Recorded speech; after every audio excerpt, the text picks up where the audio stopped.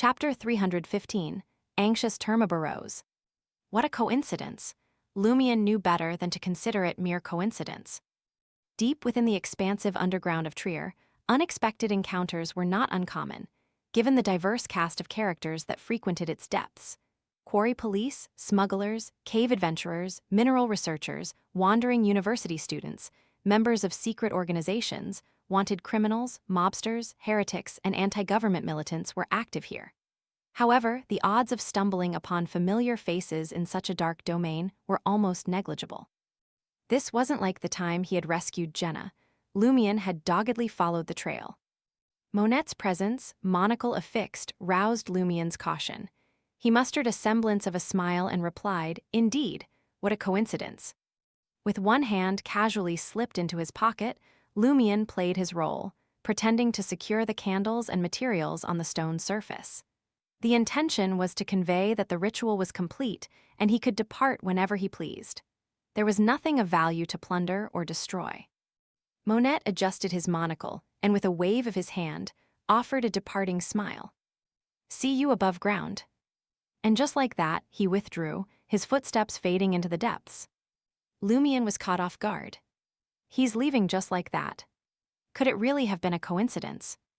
Judging from Monette's familiarity with underground Trier, it is evident he has traversed these passages countless times.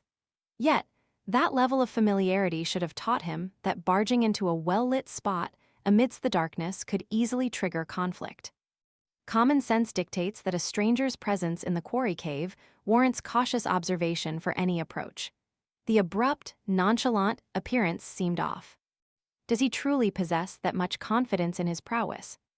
It can't be just to scare me. As Lumion's thoughts raced, he shifted his gaze from the cave entrance to the candles and materials neatly arranged on the rocks. The question arose whether to persist with the boon ritual. In that instant, the voice of Termiboros reverberated within him. "You'd best relocate." Lumion's senses tingled, catching a note of unease in Termiboros's tone. It was subtle, almost elusive, making Lumion doubt his judgment. This was the first time Lumion had perceived emotional fluctuations in this inevitability angel. In previous interactions, no matter how much Lumion goaded and prodded, Termiboros merely maintained silence. And yet, something about this encounter had stirred anxiety and apprehension within the angel. As his heart quickened, Lumion blurted out, "Is this person truly dangerous?" "He isn't inherently dangerous, but I sense a looming threat," Termiboros responded. This confirmed Lumion's guess. The angel had sensed a looming problem through the strings of fate, a predicament that could jeopardize his very essence. Why does a seemingly less formidable individual trigger such unease? What's his motive? Lumion pressed on. Termiboros reverted to his usual depth as he intoned, "I'm sealed. I can only perceive the outside world through you, so I lack ample information. To uncover the answers to these queries, the seal must first be weakened." "Do I look like an idiot to you? I even suspect that your anxiety and worry might be fabricated to exert pressure and intimidate, but given Termiboros's previous conduct, even if progress hadn't been made, such overt intentions should not have been revealed so swiftly." Monette's appearance was indeed oddly coincidental, his actions shrouded in inexplicable bizarreness. If possible, I must evade him. It's safer to assume he poses considerable danger rather than underestimate and expose myself.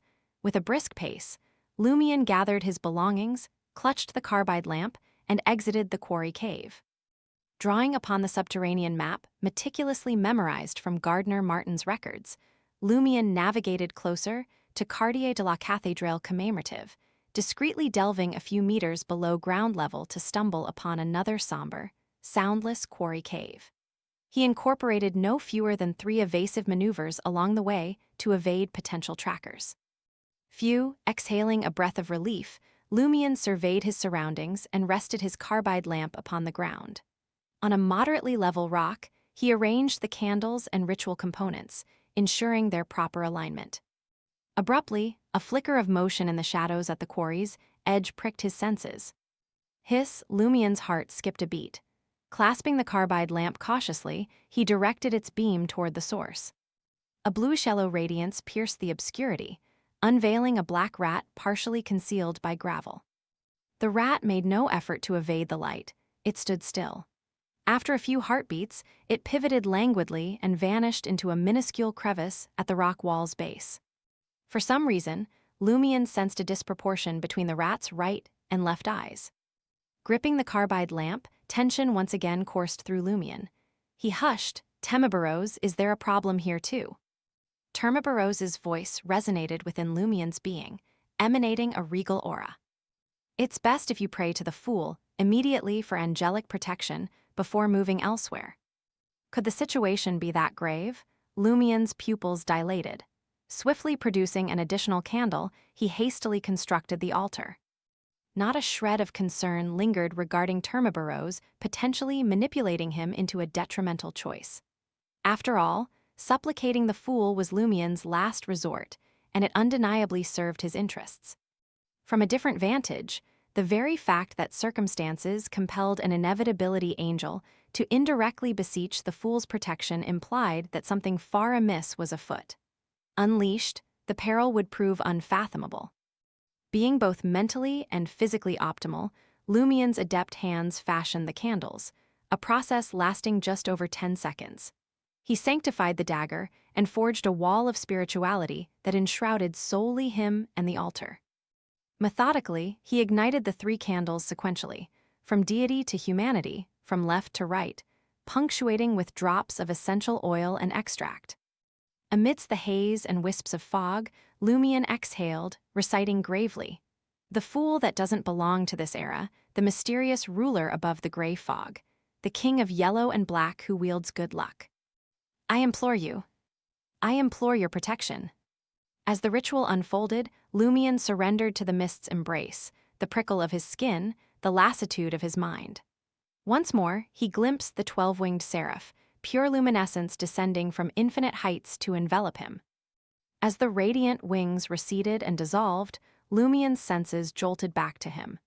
Gauging his state, he hastened to pack up the altar items and hastily exited the mine's confines. Descending beneath the bustling market district, Lumion maintained his vigilant, practiced evasiveness, pushing forward with meticulous attention. Almost 20 minutes elapsed before Lumion stumbled upon another concealed quarry cave, secured by its discreet location, courtesy of his map. Stepping inside, he assessed the surroundings. His voice hushed, he inquired, "Termiboros, is there any issue here?" "Presently none," Termiboros responded. Lumion shut his eyes, a newfound calm settling over him. He mulled over his options. Should I surface and await the anomaly's dissipation before seeking out a secluded haven for the boon-praying ritual? Or should I seize the moment, briefly escape the abnormality, and hasten my progression to Contracti, capitalizing on the Fool's angelic protection?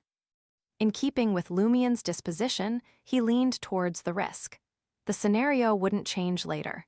He couldn't ascertain if the anomaly had genuinely dissipated. He needed the counsel of someone higher in rank. In that case, he might as well seek that counsel now. The altar was reinstated. Yet, this time, he bypassed protection or boons, summoning instead Madame Magician's messenger. The doll messenger, clad in a gown of light gold, coalesced above the flickering candle flame. Observing Lumion, it grumbled, "This isn't a good place." With that, it retrieved the hastily inscribed letter from Lumion's hand. The letter briefly recounted Monette's behavior and Termiboros's response, querying the possibility of initiating the boon prayer ritual at present.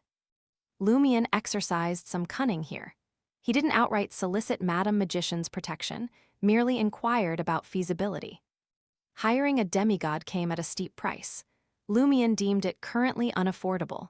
Instead, he aimed to draw her attention by inquiring. Of course, if push came to shove, he'd consider it. Debts could be repaid, or if the person was deceased, repayment became moot. This isn't a good place. Does this pertain to the current quarry cave or the entirety of underground Trier? Lumion contemplated the messenger's words. Swiftly, the messenger returned, bearing Madame Magician's response. "That's a big problem." Madame Magician's opening remark twitched Lumion's eyelids. "Of course, the situation isn't dire. At least, I haven't discovered the gravest entity's return to this world yet." What we must ascertain is his true intent. Termiboros's reaction implies he's the target, but this individual excels at concealing motives. This may well be a calculated illusion meant to deceive us or another party. For the time being and the foreseeable future, anomalies should be absent. Stabilize yourself and proceed with the boon prayer. That's an angel. The entity whose hostility Monet exhibited is an angel. Lumion hissed involuntarily, engulfed by a renewed surge of trepidation. This brought to mind the uniqueness of Salle de Bal Unique. He suspected that confronting them to reclaim a debt might entangle him with a host of angelic blessed. Seeing Madame Magician's assessment align with Termiboros's, Lumion composed himself and reconfigured the altar. Before long, he focused on the pair of gray-white candles symbolizing inevitability's power and himself. Amidst the intricate fragrance of gray-amber perfume, he retreated slightly and intoned deeply. Power of inevitability. You are the past, the present, and the future. You are the cause, the effect, and the process.